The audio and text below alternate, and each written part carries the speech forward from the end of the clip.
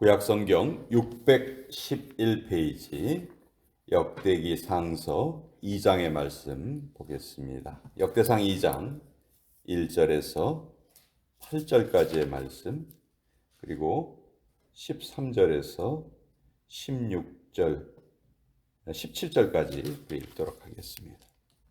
먼저 역대기 상서 2장 1절에서 8절까지 사람들의 이름이 쭉 나오는 족보 이야기인데요. 우리 먼저 1절부터 8절까지 같이 읽겠습니다. 시작. 이스라엘의 아들은 이러하니 르우벤과 시므온과 레위와 유다와 이사갈과 스불론과 단과 요셉과 베냐민과 납달리와 갓과 아셀이더라. 유다의 아들은 에르와 오난과 셀라니, 이 세 사람은 가나안 사람 수아의 딸이 유다에게 낳아준 자요. 유다의 맏아들 에르는 여호와 보시기에 악하였으므로 여호와께서 죽이셨고, 유다의 며느리 다말이 유다에게 베레스와 세라를 낳아 주었으니 유다의 아들이 모두 5이더라. 베레스의 아들은 헤스론과 하물이요, 세라의 아들은 시므리와 에단과 헤만과 갈골과 다라니 모두 5사람이요. 갈미의 아들은 아가리니 그는 진멸시킬 물건을 범하여 이스라엘을 괴롭힌 자이며, 에단의 아들은 아사랴더라. 13절부터 16절까지 같이 읽습니다. 시작. 17절까지 시작. 이새는 맏아들 엘리압과 둘째로 아비나답과 셋째로 시므아와 넷째로 느다넬과 다섯째로 랏대와 여섯째로 오셈과 일곱째로 다윗을 낳았으며, 그들의 자매는 수리아와 아비가일이라. 수리아의 아들은 아비새와 요압과 아사헬 삼형제요. 아비가일은 아마사를 낳았으니 아마사의 아버지는 이스마엘 사람 예델이었더라. 하나님의 말씀입니다. 아멘. 자, 역대기서는 열왕기서와 같은 역사를 기록하고 있지만 조금 관점이 다르죠. 열왕기는 남왕국, 북왕국 할 것 없이 왕들의 이야기가 다 기록되어 있어요. 그렇지만 역대기서에는 오직 남왕국, 유다의 역사만이 기록되어 있습니다. 그러니까 역대기를 지은 저자의 관점에서는 북이스라엘은 정통 하나님의 백성들이 아니다 하는 시각이 있는 거예요. 그래서 남유다만 역사를 기록했고, 이 역대기서가 기록된 시점이 역대기서를 이해하는 데 많이 도움이 되는데요. 결국 이스라엘은 하나님의 말씀을 지키지 않아서 망하잖아요. 북이스라엘도 망하고 남유다도 망하죠.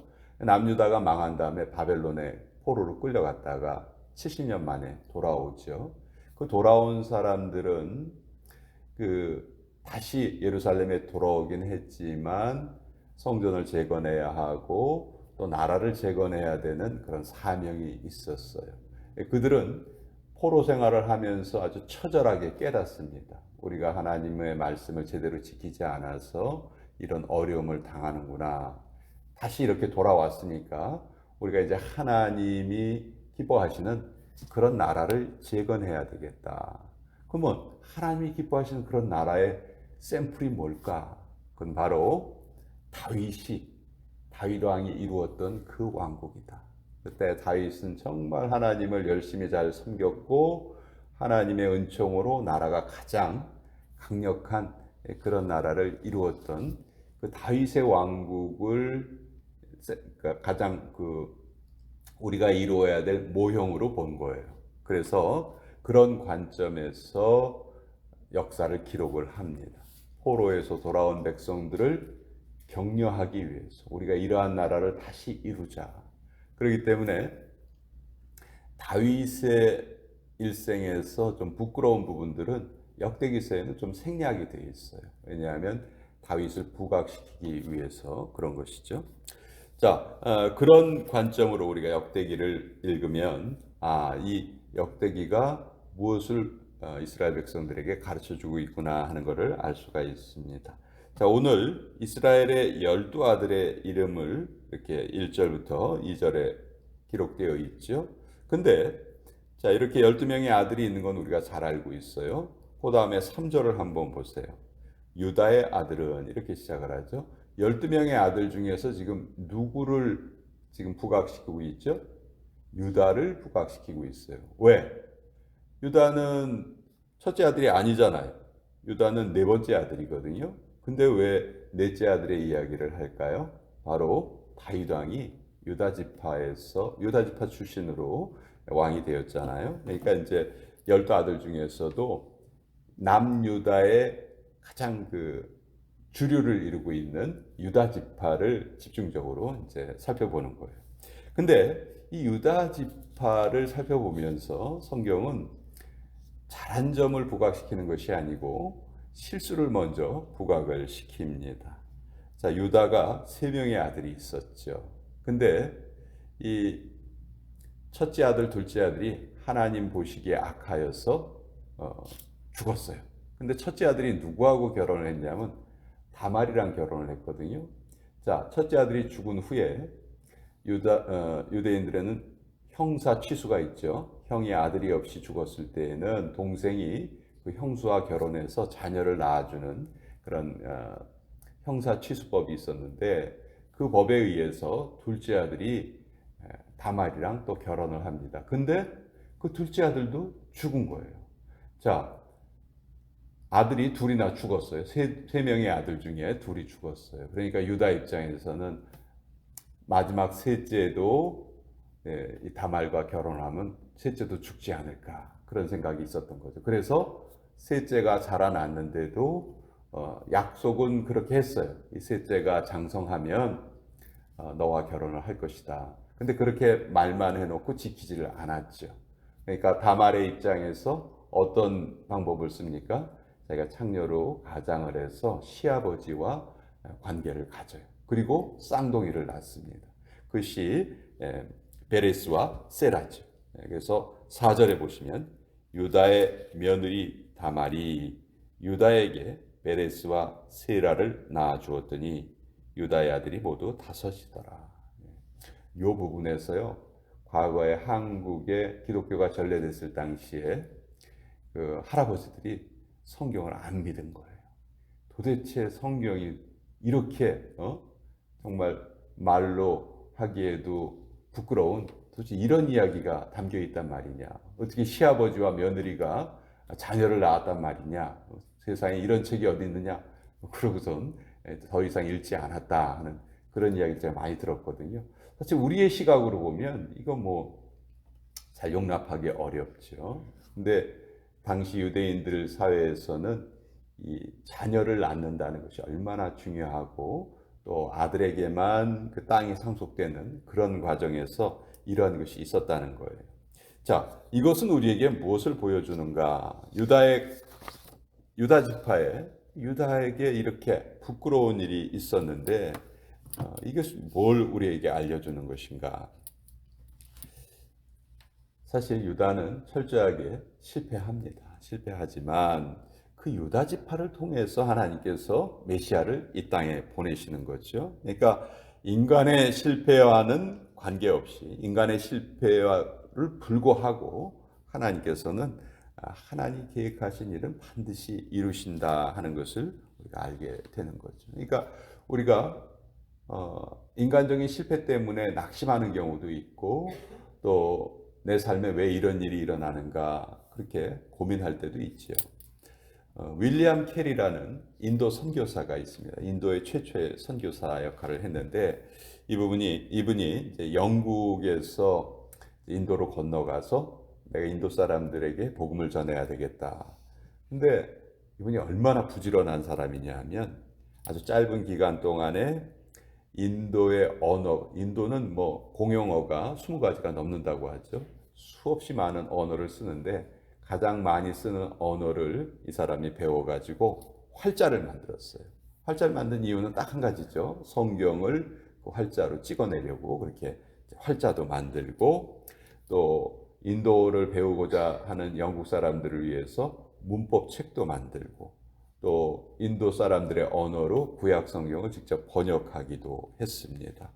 뭐 이 사람이 한 일을 나열을 하면요. 도대체 한 사람이 어떻게 이렇게 많은 일을 했을까 놀라울 정도로 많은 일을 했어요. 20년간 정말 모든 수고를 다 했습니다. 그런데 1812년 3월 12일 날 이 윌리엄 캐리 선교사의 집에 불이 납니다. 20년 동안 이 사람이 수고했던 모든 것이 다 잿더미로 바뀌었어요.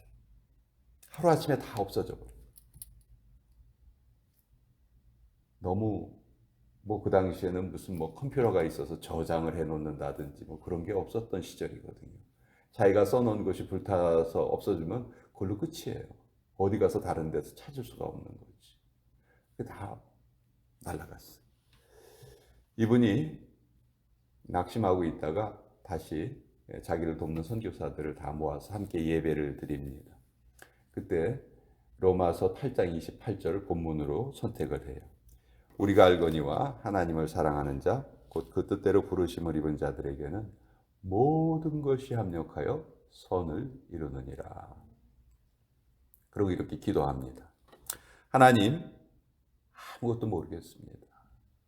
왜 이런 일이 일어났는지, 또 앞으로 제가 이곳에서 어떻게 선교 사역을 계속해야 할지 아무것도 모르겠습니다.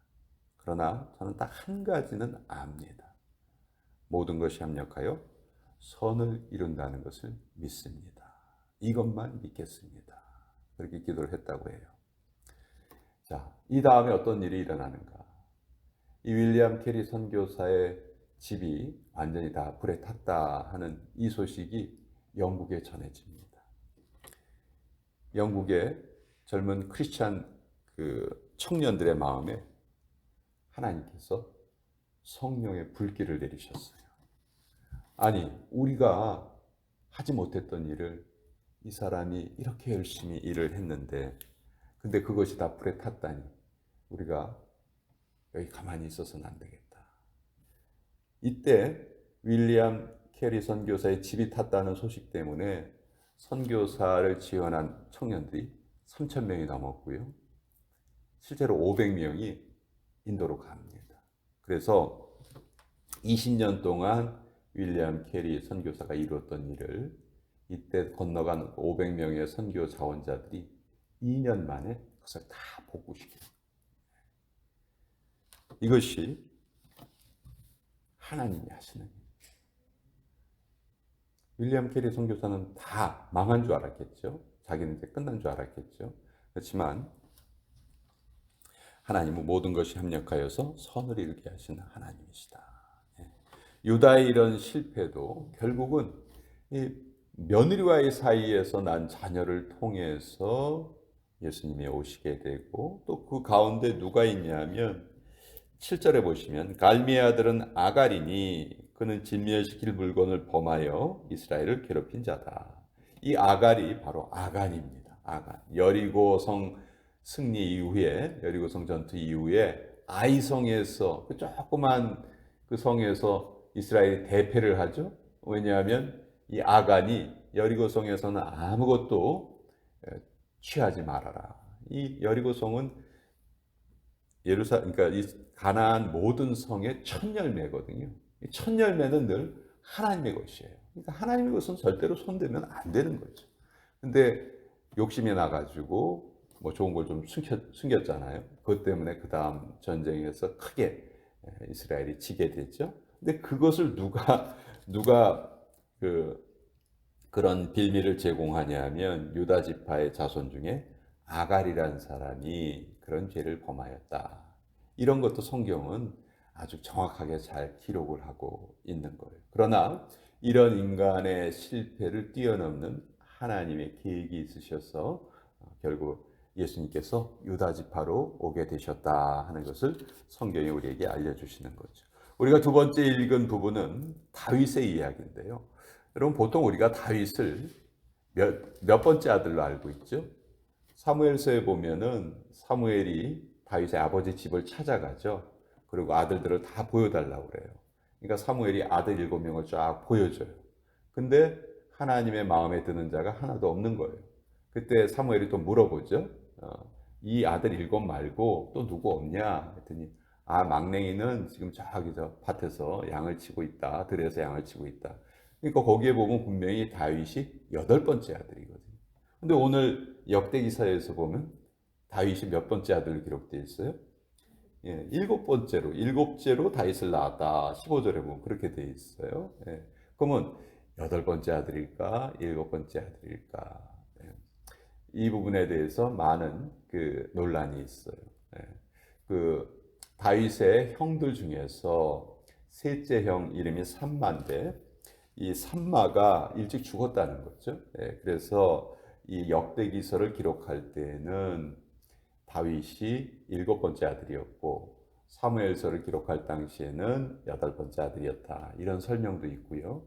또 한 가지, 아까 역대기서의 저자가 누구를 부각시키고 있죠? 다윗을 부각시키고 있죠. 우리가 다윗 왕의 시절을 회복하자. 근데 이스라엘 사람들에게, 유대인들에게 7은 어떤 수예요?